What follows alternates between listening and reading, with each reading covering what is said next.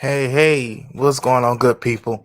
It's your boy Alpheus Gibbs here on Increase Podcast. I want to share with you and thank you all for rocking with your boy.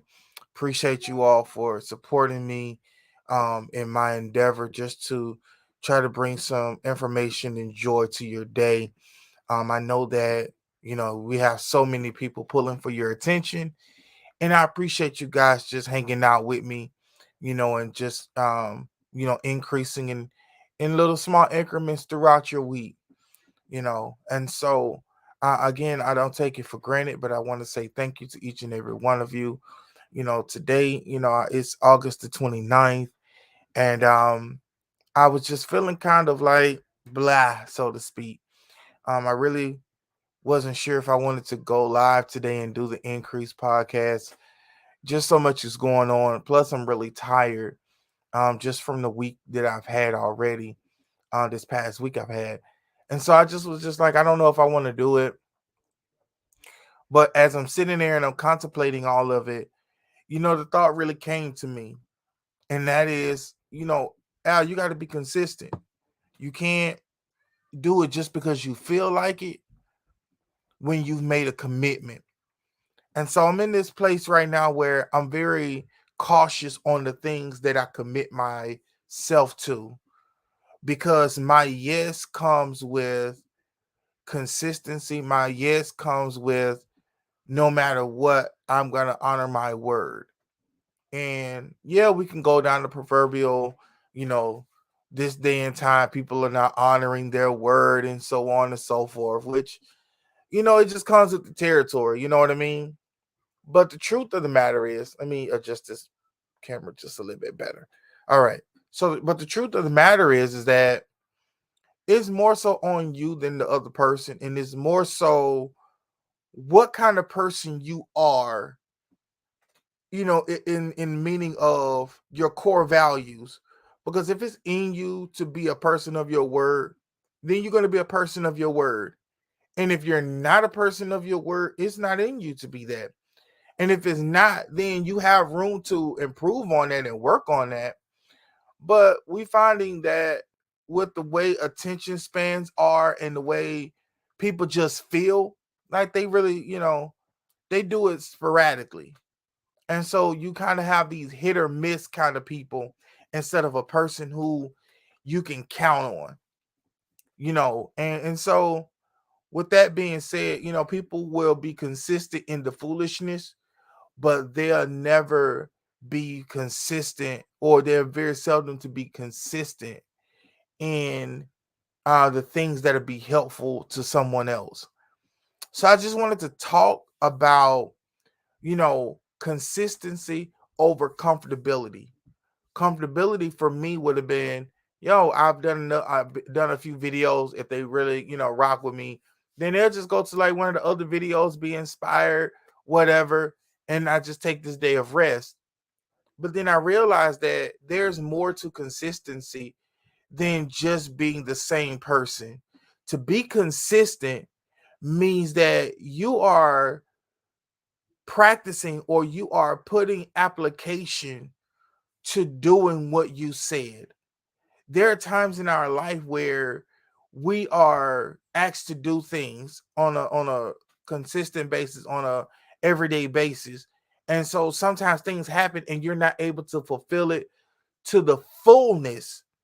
But just because you're not able to fulfill it to the fullness doesn't mean that now um that I, hey, I could just slack up. No, because I'm consistent in that thing, I'm always putting to practice and to application what I said. And if I come up short, at least I still showed up and I gave my very best. And that in itself is what people truly ask for. But a lot of times people revert to their comfortability because not it's not always on some laziness. It's not always on some I don't feel like it. It's that later on they start really looking at what it's going to take to fulfill your word. And that in itself is exhausting because initially people will say yes without ever thinking about, I'm going to have to do this in a long term type situation. Being a podcaster means that whether I'm on vacation or not, I need to have systems and things set in place that even if I'm not going to be there, that there is a recording that's going to be there so that my audience can get what I promised that I would give them. In a marriage, you have to be consistent in showing up in a relationship. And I often tell couples, you got to remember that when you say I do, you got to say I do even when you want to say I don't. That your I do has to show up because you said it when you felt good. You said it when it was beneficial to you. But you also got to remember that you said it also to represent when it's also not so beneficial to you and when it's sometimes not convenient for you or even comfortable. As long as it's not violating you, as long as it's not degrading or demeaning to you, you said I do. Even in friendships, unless you have set some sort of parameters as to this is what I believe or this is what I'm going to stand on or whatever, you said I'm going to be your friend until something happens or until we both come to the agreement that we don't want to be friends anymore. And so one of the things that is so sad to say and to experience is people enduring things unnecessarily. And what I mean by that is people could be could honor their word, but they don't want to, and they don't want to because they put their convenience over their word. They put their convenience and their comfortability over fulfilling what they said that they would do, and so over covenant. And so, with that happening, and with that being said, we're finding that a lot of people are very much so upset. They're in a place where they don't want to hang around and be around people, and that's painful. That's a painful thing to be. That's a painful place to be at. And if I could encourage you, today is Monday. We're getting ready to embark upon a new month, and people are very symbolic, whether they don't want to admit it or not. You may not be into horoscopes, but you may be into numerology. Well, you say, "Well, I'm not into numerology," but then you find yourself always saying, "Well, these things happen in threes," or there's some kind of pattern that you relate over um to life, whether you feel like it's superstition or not. But in all of those things, you're consistent in reminding yourself of it, and you don't mind reminding other people of it. And what I believe is that if we are to be a community of people, we have to be able to place our consistency over our comfortability, and that we need to show up for people even if they don't show up for us. And if you feel like the relationship is over, it's dead, or you're tired of being the only one showing up, then cut that relationship off, stop it, so that you can begin to continue to live the life that you are to live. I think we do ourselves a disservice when we are more willing to keep the relationship going but begin to kill off portions of ourselves to keep it going. In other words, instead of you saying I don't want to be around this person, you'll start killing off the things that people love about you because the relationship you're in with that person. And that's not good. That's not healthy. That's not fair. That's not what we should do as a society, and as a community of people. You want to make sure that you are consistent in all the things, and being who you are at your core. And the only way that you're going to be who you are at your core is to consistently show up and consistently be who you are. You may not feel like, or you may not always like the people that you're around, but be consistent in being yourself. Be consistent enough that you're self-confident in who you are. You may not be confident in all of your abilities and your attributes and all of that stuff, but at least be consistent in being yourself. And if people don't like the portion or the thing that they see in you, then the same way that they came is the same way that they can leave.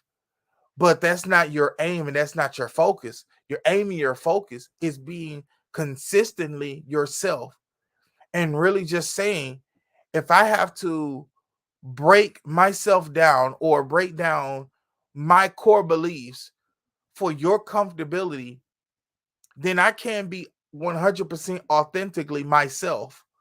And if you can't be your 100% authentically yourself, then everything that you do from that moment is fraudulent. It's it's it's something that um you're an imposter. You need to be yourself at all times, and you need to make sure that you're consistent. And just like even with this podcast, as much as I love doing it, and sometimes it gets discouraging, not just because of the numbers, but just the way things I want to do certain things, and I'm not at that place to be able to do them yet. What I love is the fact that at least I'm trying to be as consistent as possible through the ups and the downs. Because when you're doing a thing, whether it's starting a business, whether it's getting it being in a relationship, whether it's a new job or even just remaining at your job, you got to remember that no matter what the circumstances are and what place that you're at within that place, that you need to be consistent. You need to continuously apply the same level of vigor, energy, thoughts, all of that into whatever it is that you do. You want to show up authentically each and every time you approach whatever it is that you said that you were going to do. And yes, it's going to be uncomfortable. Yes, it's going to be inconveniencing. Yes, sometimes it's even going to be nerve wracking because people will you begin to feel that people are taking advantage of you. But they can't take advantage of you if this is who you are. What they're doing is working themselves out of access to you, out of access to the things that you bring to the table. Love allows you to see what people have inside of them and what you are, what situation and circumstances that's surrounding you. Relationship gives you access to those things. So because I have a relationship with people, I have access to them that others don't. They I love them enough that I see their gifts, I see their talents, I see whatever, but the relationship allows me access to it to be able to use and to gain knowledge or to even gain access to help that oftentimes I would not have had. Absolutely. Darius said you can dilute yourself to make someone else feel better. Be yourself at all times. Absolutely. We have to be ourselves all the time. All the time. And here's the funny thing, and I learned this through trial and error and also discovering myself is that my peace came at a cost, but also my peace will also disrupt someone else's chaos. And that if I start being, diluting myself down for the people that I'm around or the ones who are going through various things, then I in essence cut them off from access to gaining another level of their freedom. So my freedom can also give them freedom. My consistency in being myself gives them a leg up and a pull to being who they are and giving them that courage and that inspiration to continue to be who they are and climb out of the hole that they're in. And so all of that comes through relationship and it comes through being consistent. And it's something that is learned and is practiced each and every day. You got to practice being who you are. You got to put into application who you are. And sometimes it may seem like it's intimidating or that you're outshining another person. But the truth of the matter is, if it's not you, it's someone else. And it's always going to be something that is, that you may not even think of. Sometimes people are feeling some type of way because of the way you make coffee or the way you may eat your food. They're like, oh man, every time you eat, you put the perfect amount of each item on a fork. And, you know, I wish I could do that. And you begin to hear them talk about it so much that you realize that that's really an issue that they have. And so, are you going to stop doing, eating the way that you normally eat because they're uncomfortable or they have an issue with that? Absolutely not. Continue to be yourself. And before long, it'll rub off on them. And they'll stop making excuses why they're not living up to whatever standard or whatever thing that they have in front of them. A lot of times we're taking ourselves back and hiding attributes of ourselves because people have expressed a thought, an opinion, a feeling about a thing, when in actuality that should have been encouraging, that at least they're watching you enough that they notice something so small and minuscule that you take for granted. And even though that they notice it and they even have an opinion about it, it's something that's within them that's agitating them to achieve a higher level. Don't ever take it to the place where when people express something about you that they may not even understand or they may not like it, that you take it always into a negative connotation, even if they present it in a manner that is negative. Because the truth of the matter is, what they notice in you, they're also noticing it in someone else. And so it is an indicator to them that they need to come up to a greater level because they keep seeing it. It's an indicator to them that they have the same ability, but they themselves don't want to work at changing fundamental habits, principal habits that they have to achieve greater. Anybody can be a millionaire. That's not hard to do. That's not hard to achieve. What is hard and what is difficult is not only getting there, but maintaining it and multiplying it. And so we find that they're inconsistent in the small things. And because they overlook and they look for shortcuts in the small things, then when it comes to the bigger things, they do the same thing and more. And so they're not able to achieve those higher levels because they place comfortability over consistency. I would rather learn a task and be consistent in that learning and then progressively move from there than to look at a task and try to find comfortabilities in it and then find myself when trouble arises that I'm not able to really solve the problem or fix the situation because I took so many shortcuts that I really don't even know what I think that I know. I'm really just coasting off of what someone else helped me to develop as I continue to try to ride this comfortability train.